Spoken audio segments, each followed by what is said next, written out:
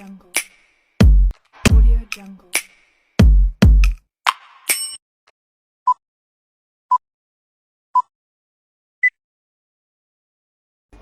Assalamualaikum Pak. Waalaikumsalam warahmatullahi wabarakatuh. Mohon izin waktunya sebentar Pak ya. Saya ada tugas nih dari Pendidikan Guna Penggerak. Jadi kami ditugaskan untuk mewawancarai beberapa kepala sekolah pengalaman dalam pengambilan keputusan. Baik, saya di sini akan bertanya dengan Bapak bagaimana pengalaman Bapak dalam pengambilan keputusan sebagai pemimpin di SMA Negeri 3 Putra Bangsa. Ya, baik, langsung aja nih Pak ya. Pertanyaan pertama Pak, bagaimana Bapak mengidentifikasi kasus-kasus yang merupakan dilema etika atau bujukan moral Pak? Ya, jadi untuk mengidentifikasi itu sebenarnya mudah saja. Jadi sesuatu itu dikatakan bujukan moral jika ada dua hal, yang satu benar dan yang satunya salah menurut hukum. Sedangkan jika kedua-duanya benar, maka hal itu dikatakan dengan dilema etika. Baik Pak ya, kita pertanyaan berikutnya nih Pak, bagaimana menurut Bapak dalam menjalankan pengambilan keputusan di sekolah, terutama dalam menangani kasus-kasus dilema etika, yaitu seperti Bapak katakan tadi, kalau dilema etika berarti ada dua kepentingan yang sama-sama benar. Bagaimana Bapak menjalankan pengambilan keputusan Pak? Ya, selama ini saya melakukan identifikasi kasus dari berbagai sudut pandang, kemudian menimbang secara matang mana yang paling benar, dan keputusan jalan tersebut tidak merugikan salah satu pihak. Ya, berarti kedua-duanya harus mengapa win-win solusi. Baik Pak, kira-kira gimana langkah-langkah atau prosedur yang Bapak ambil selama ini dalam pengambilan keputusan? Ya, langkah-langkah yang saya lakukan dalam pengambilan suatu keputusan adalah pertama, menentukan penyebab permasalahan. Kemudian menentukan siapa yang terlibat dalam permasalahan tersebut dengan menanyakan kepada orang-orang terdekat. Berdiskusi dengan para wakil atau pihak yang berkepentingan. Dalam hal ini membuat beberapa solusi keputusan, menimbang lagi dari berbagai sudut pandang sebelum memutuskan atau mengambil sebuah keputusan. Ya, baik Pak, berarti semua ada tahapannya Pak ya, nggak langsung Bapak mengambil keputusan Pak ya? Tidak langsung, tidak sembrono. Iya, baik Pak. Kira-kira Pak, hal-hal apa saja yang selama ini yang Bapak anggap sangat efektif dalam pengambilan keputusan pada kasus-kasus dilema etika yang terjadi di SMA 3 Putra Bangsa ini Pak? Ya, kita mengedepankan suatu dialog, yang melakukan dialog dengan pihak yang bermasalah dengan prinsip kekeluargaan, agar dapat memunculkan solusi yang dapat diterima oleh kedua belah pihak dengan cara memberikan bimbingan secara komprehensif sehingga tidak menimbulkan perselisihan dari kedua belah pihak. Artinya Bapak mengusahakan supaya kedua belah pihak dapat menerima keputusan. Ya, ini kan penyelesaian masalah. Karena kedua pihak harus dapat menyelesaikan, harus dapat menerima sebuah keputusan. Baik Pak. Berikutnya nih Pak, hal-hal apa saja yang selama ini yang menjadi tantangan buat Bapak dalam pengambilan keputusan khususnya pada kasus dilema etika? Ya, saya selama hampir 4 tahun ya, bertugas di SMA Negeri Putra Bangsa. Tantangan saya hadapi dalam pengambilan keputusan pada kasus-kasus dilema etika adalah bagaimana cara mencari solusi yang terbaik bagi sebuah pihak dengan risiko seminimal mungkin. Tentu saja hal ini membutuhkan dukungan yang positif dari semua warga sekolah. Ya, berarti Bapak mengupayakan supaya artinya semua keputusan diterima dan meminimalisir efek supaya bisa diterima positif Pak ya, oleh semua warga ya. Kita menyelesaikan masalah, jangan sampai memunculkan masalah. Iya benar Pak, supaya benar-benar tuntas masalahnya Pak ya. Baik Pak. Ini selanjutnya Pak, apakah Bapak memiliki suatu jadwal tertentu ini Pak dalam melaksanakan atau dalam menyelesaikan kasus dilema etika, atau begitu ada kasus langsung Bapak selesaikan? Ini gimana nih Pak? Ya, tentu tidak ada jadwal tertentu dalam penanganan sebuah kasus. Saya berprinsip setiap ada kasus harus segera diselesaikan, karena penyelesaian permasalahan semakin cepat maka akan semakin baik dalam rangka menjaga harmonisasi dalam lingkungan kerja, terutama di lingkungan sekolah. Berarti Bapak sangat menjaga supaya di lingkungan sekolah ini harmonis, tidak ada masalah yang ditunda-tunda Pak ya, pasti. Untuk kenyamanan kerja ini Pak ya, guru dan murid Pak ya. Baik, bagus sekali Pak. Berikutnya Pak, adakah faktor atau seseorang ini yang selama ini mempermudah atau membantu Bapak dalam pengambilan keputusan? Ya, tentu menjalin komunikasi yang baik dengan semua warga sekolah, melibatkan unsur-unsur internal sekolah yang berkepentingan sehingga bisa berdiskusi dalam pemecahan masalah, mengolah emosi yang baik, dan memahami tentang bagaimana pengambilan keputusan sebagai seorang pemimpin menjadi faktor yang mempermudah dan membantu saya dalam pengambilan keputusan. Berarti ada kolaborasi dengan seluruh warga sekolah yang berkepentingan dalam masalah ini, Pak ya. Baik, ini yang terakhir nih Pak ya. Kira-kira dari semua hal yang setelah Bapak sampaikan tadi, pembelajaran apa nih yang bisa Bapak ambil dari pengalaman Bapak dalam mengambil suatu keputusan selama Bapak menjabat jadi Kepala SMA Negeri 3 Pekalongan Selatan? Ya, pembelajaran yang saya dapatkan dalam pengambilan keputusan adalah pentingnya komunikasi dan koordinasi yang baik antar semua pihak agar pengambilan keputusan akhir yang diambil sesuai dengan sasaran dan yang sangat penting adalah berdampak positif serta mengedepankan kepentingan peserta didik. Iya, berarti yang utama kepentingan peserta didik. Ya, itu nomor satu. Yang Bapak utamakan, Itu Pak ya. nomor satu. Karena apapun yang kita lakukan di sekolah adalah ada sasaran yang kita ditugaskan untuk mencerdaskan anak-anak yang dititipkan di sekolah ini. Bagus sekali Pak, visi-visi Bapak, mudah-mudahan apa yang Bapak sampaikan, bagaimana cara Bapak dalam pengambilan keputusan itu bisa menjadi pembelajaran buat saya pada sebagai nanti suatu saat saya sebagai pemimpin bisa mengikuti cara Bapak dalam pengambilan keputusan. Terima kasih waktunya Pak. Ya, Assalamualaikum Pak. Waalaikumsalam warahmatullahi wabarakatuh.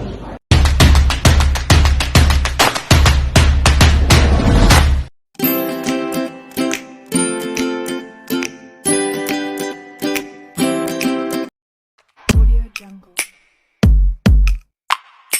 Audio Jungle.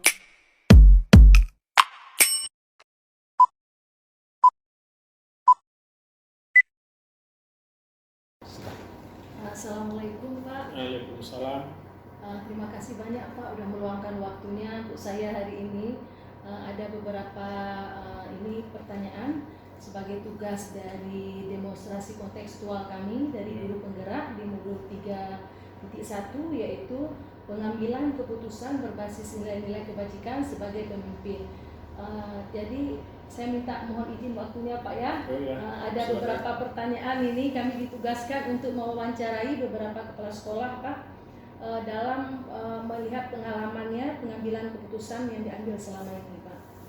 Ini langsung saja Pak, pertanyaan pertama, selama ini bagaimana Bapak mengidentifikasi kasus-kasus yang merupakan dilema etika atau bujukan moral Pak? Baik, jadi yang sering kami lakukan dengan mengidentifikasi kasus yaitu dengan melihat dan menganalisis permasalahan yang ada apakah terkait dengan kasus dilema etika atau bujukan moral. Dalam kasus bujukan moral tidak sulit untuk menentukannya karena seseorang harus membuat keputusan antara benar dan salah. Sedangkan untuk kasus dilema etika diputuskan dengan banyak pertimbangan antara aturan sekolah dengan pendapat warga sekolah. Ya baik Pak. Berarti Bapak membedakannya berdasarkan kebenaran atau salah Pak ya. Kalau rujukan moral berarti benar melawan salah Pak ya. Kalau dilema etika mungkin benar dengan benar Pak ya, harus diputuskan. Baik Pak, nih selanjutnya Pak, selama ini bagaimana Bapak menjalankan pengambilan keputusan di sekolah di SMA 1 Syukur ini, terutama sekali untuk kasus-kasus yang memiliki kepentingan yang sama-sama benar atau yang sama-sama mengandung nilai kebajikan yang sama ini Pak? Setiap pengambilan keputusan itu tidak boleh diputuskan oleh seorang kepala sekolah, tapi harus meminta masukan dari wakil kepala sekolah, dari guru BP dan guru senior lain untuk mendapat informasi yang akurat sehingga pada saat dibuat suatu keputusan itu tidak ada yang merugikan. Ya Pak, baik. Berarti kesimpulannya Bapak mengedepankan diskusi Pak ya, kolaborasi Pak ya. Kira-kira Pak langkah-langkah atau prosedur seperti apa yang biasa Bapak lakukan selama ini? Ya, yang pertama kita memikirkan dari sudut dampak positif dan negatif dari suatu perusahaan. Kemudian juga meminta masukan dari warga sekolah, membuat kesimpulan dan mengutamakan kepentingan bersama. Ya, Pak. Tetap berarti yang diutamakan kepentingan Ya. bersama, Pak ya, diutamakan itu ya, dan Tidak harus tidak boleh keputusan dari seseorang. salah satu pihak aja diuntungkan, Pak ya. Kira-kira Pak, hal apa saja selama ini yang Bapak anggap paling efektif dalam pengambilan keputusan, terutama pada kasus-kasus dilema etika, Pak? Ya, yang pertama kita harus mengidentifikasi masalah, kemudian mengumpulkan informasi-informasi yang relevan, mencari solusi, dan mempertimbangkan kembali sebelum membuat keputusan akhir. Bagus sekali, Pak. Dengan cara memanggil secara personal yang berkaitan dengan kasus dilema etika, menanyakan permasalahan dan mengambil informasi sehingga dapat memberikan solusi tergantung tingkat kerumitan suatu masalah. Berarti ada prosedur langkah-langkahnya, Pak ya, tidak langsung diputuskan, Pak Bisa, ya. itu keputusannya nggak tepat. Iya benar, Pak.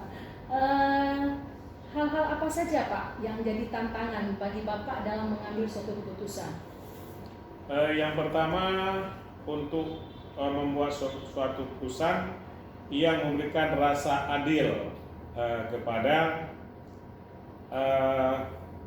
semua pihak yang memerlukan perlakuan dari pimpinan.